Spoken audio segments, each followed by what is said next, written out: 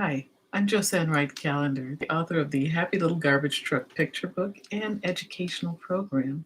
It teaches literacy skills as well as social skills and self esteem in particular. We've been doing a lot of talks about positive mindset, and I thought I'd circle back on one of the articles in this particular talk just a tad, because, first of all, a positive mindset is so important for so many reasons, and it's worthwhile.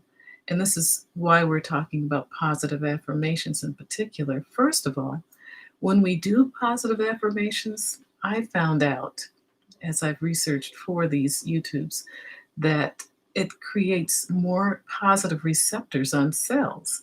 That as we think about gratitude and thankfulness, there are endorphins and different kinds of chemicals released that are protein receptors that connect to our actually proteins that connect to our receptors, and they change the cells.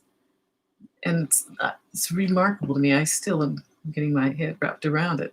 But not only do they change the cells, these cells duplicate when they split, and you end up, if you're bathing your thoughts with gratitude and positive thoughts instead of negative thoughts, you're creating more cells with receptors for positive thoughts.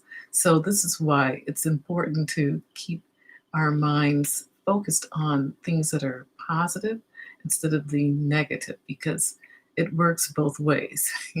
I don't want to have any more receptors for negativity. So, second reason that having a positive mindset is so important is that we're modeling for our children.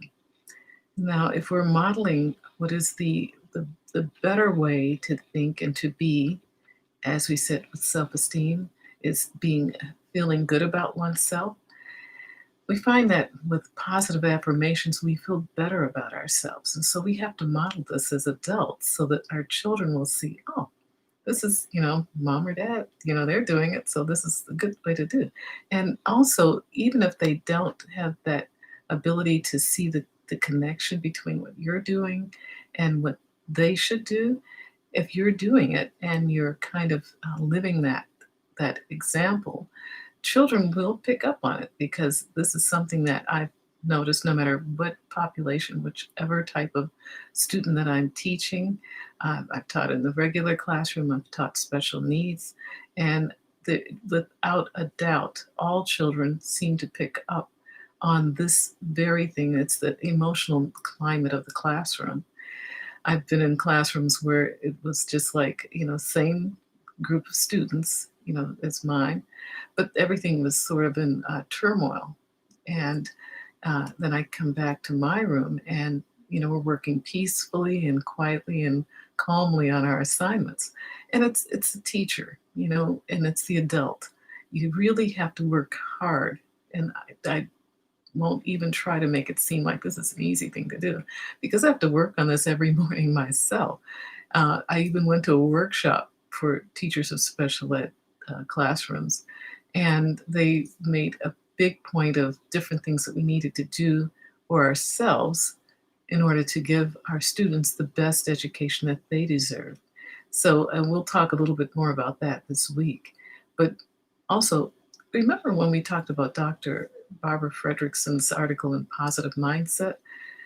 She stated that, positivity isn't like a Pollyanna attitude, that things are going to go, bad. We're going to have negative uh, influx of things happening to us. We'll have to, well, the big difference, without dwelling on all of the negatives that can happen in one's life, is that negatives are actually necessary, because they uh, they give us an opportunity to find a positive solution or resolution.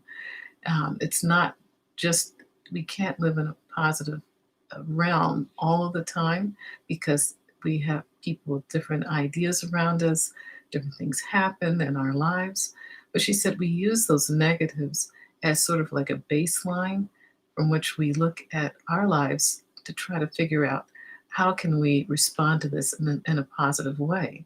Just like I made an allusion to, say, like the milk, two cartons of milk are open. You have one, and your child opens up one. He says, "Wow, this," instead of yelling, "Why did you open up that milk?" You could say, "We have two cartons open.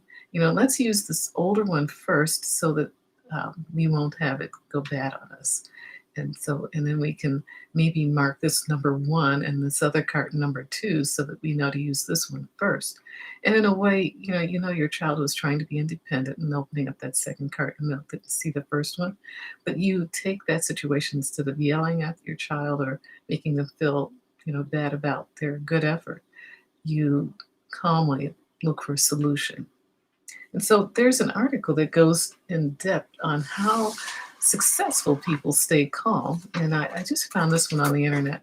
And it's by Travis Bradbury. And it's a Forbes article, which, caught my eye in the beginning. But he was talking about how successful people stay calm. And he mentioned, strangely enough, that stress is an absolutely necessary emotion. And from what I've read, because he quotes different studies that were done, one in Yale, that our brain seems to be wired to take action when we perceive some level of a heightened emotional state. And that's the stress he was talking about. As long as it's not prolonged, it's harmless. So in his article, which I will put in my description box, he shows a chart that, sort of like the optimal level chart, where you have at the very base depression or boredom, and at the high level there is like additional a complete meltdown, he calls it. But in between there's this point of increased attention, and it's stronger anxiety than from boredom. And that's the point, actually, of optimal performance. So the key is that it's intermittent. The intermittent nature of stress is what appears not only to cause the brain to grow new cells, but it also improves memory. So that's something I never would have imagined, but it seemed to dovetail into our article for a couple of reasons. And we'll go into those later on this week, tomorrow in particular. But we're going to look at how researchers determine how to manage stress. And that's what we're talking about, because we know that we're going to have it in our lives. But how do we manage it? So you'll be surprised, and perhaps not so much, but that's tomorrow. So thank you for watching, and we'll talk to you about this next part tomorrow. Bye-bye.